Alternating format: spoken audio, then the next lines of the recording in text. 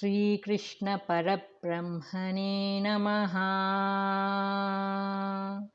Sri Sadguru Paramatmane Namaha. Sarva Maharshibhyo Namaha. Arjuna asks the Lord to tell him the characteristics of the man of steady wisdom. Arjuna Uvacha 54th Sloka Sthitapragnasya ka bhasha samadhistasya keshava sthitadhihi kim prabhasheta kimasita vrajeta kim. Substance.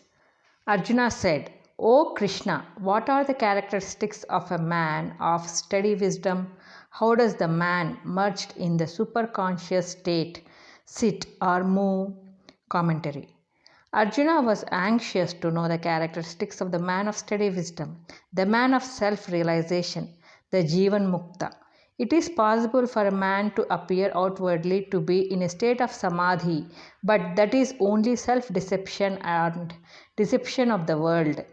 We should be able rightly to know whether a person is really a Jivan Mukta or not. Arjuna asked the Lord to describe the characteristics of the Jivan Mukta so that he could understand what they are and how they live. Of course, man's character is reflected in his speech and action. The ignorant man is discovered by his tamasic and rajasic qualities and the impurity of his life and work. In the life of Jivan Mukta, we find peace and purity, divinity and blessedness. So, if one observes and keeps company with a Jivan Mukta, he would be able to reform his life accordingly and rise above delusion and ignorance. Man of steady wisdom and steady intellect, Sthita Pragnaha. These are men of steady wisdom and knowledge, that is, men whose mind is firmly established in Atma. The others are of unsteady and infirm wisdom. Their intellect is not purified, nor their minds rooted in the self. They are attached to the material world. So the aspirant should follow the footsteps of the Sthita Prajna and attain to higher states of spiritual illumination by modeling his life accordingly. This part of the Gita from 54th sloka to 72 verses describing the qualities of the Sthita Prajna is very important. Mahatma Gandhi used to recite these verses as a spiritual discipline, and he has practically acquired the state of steady wisdom by the purity of his discriminative intellect, by his surrender to God, and by his nishkama karma. The Lord explains the characteristics of Sthita Prajna in the following 18 verses. Sri Bhagavanuvacha 55th Sloka Prajahati yada kaman sarvan partha manogatan atmanyevatmana tushtaha Sthita Prajnaha tadochyate. Substance. The Blessed Lord said, when a man renounces completely all the desires of the mind and when he is fully satisfied with his mind fixed in Atma, then he is declared to be a Sthita Prajna. Commentary.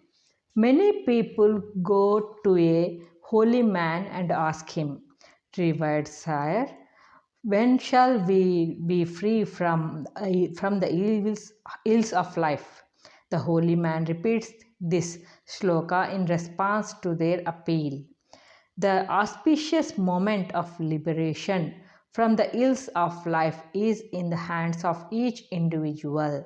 When you have acquired faith in the eternal self and when you carry out the precepts of spiritual discipline, when the mind is brought to a state of equanimity and when it is fixed steadily in Atma, that very moment man is liberated and he becomes a Jivan Mukta. Liberation is a natural process and not a sudden high jump into the spiritual realm. The Shastras and the holy men point the way, and the seeker has to realize the truth by his own self effort.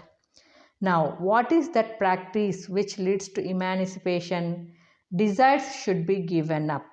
The Lord uses a strong term, prajahati, instead of jahati, implying thereby that desires should be given up thoroughly, and again, not simply some desires but all desires, without leaving the least residue in the innermost recesses of the mind. This is the inevitable and universal law. There is no other way, even if the smallest seed of desire is left in the part of his mind. It sprouts and grows unconsciously, and there is always the danger of the seeker being driven out of the self state and once again plunged in the mire of delusion. This is what the Shastras say. It is not sufficiently put to partly give up all desires and totally give up some desires only. All desires should be given up totally for all time. Desires lie concealed in the unseen nooks and corners of the mind. They survive in the seed form of mental impressions. Whenever they come into contact with the objects of the material world through the senses, they spring up with subtle and irresistible force and cause samsara. Bondage and delusion are not in the outside world, they are inside the mind. It is here that the spiritual operation should be conducted and the diseased mind stuff cut off. The mind is something like dark cavern, which is only partially visible to men. The lamp of discrimination should be lighted, and there should be a thorough search of the vast dark region to find out the last and least living desire and burn it up into ashes. Just as all the small pebbles in grain are shifted and thrown off before food is prepared, just as all the weeds are cleared off when the garden plants are grown, just as all worms, germs, and pests are removed from the vegetable plants, even so, all the desires should be carefully searched for and rejected by the seeker. These desires are of very ancient origin, as the darkness in an undiscovered cave is there from time immemorial. They have taken root in the subtle body through innumerable births. They are mental impressions, vasanas, having established themselves firmly by spreading their roots deep into the subtle body. They cause samsara, the endless cycle of birth and death for man. They should be pulled out along with the roots, otherwise, some little desire left untouched is capable of causing a birth or even a whole series of births. Particles of fire from a half extinguished heath is capable of destroying a whole colony of huts. Therefore, the Lord here insists on complete renunciation of all desires forever. Towards this final renunciation, inquiry into the self, discrimination of the real and the unreal, surrender to the Lord, company of holy men, and such other practices should be undertaken by the aspirant. The Lord immediately explains what happens when the mind is purified of all desire breeding impressions, satisfied with his mind fixed in Atma. This is the consummation of spiritual practices, to be perfectly satisfied in the self by the self. When all the desires are cast off, the mind remains quiet in Atma, the very source of all bliss. Fullness of joy, where it is to be found. It is in the self. Bliss is not outside in the external objective world. One may go on searching for it in earth and sky. in the 14 worlds up and down, inch by inch. He cannot find it because it is not there. Of what use it is to search for a thing in a place where it is not? And yet, such is the power of Maya that man seeks for it in spite of repeated failures and disappointments. Man tried and exhausted by his pursuit of hare's horn, may, maybe out of sheer despair, turns inwards and into his own self. And lo, the miracle happens.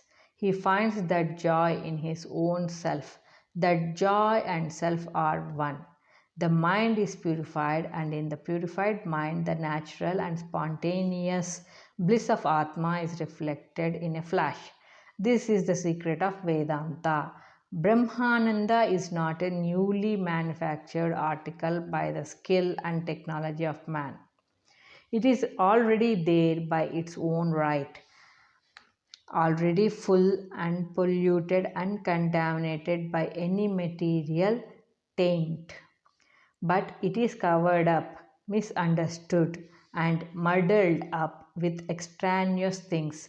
To remove the impure covering and discover the natural Ananda is the aim of Vedanta.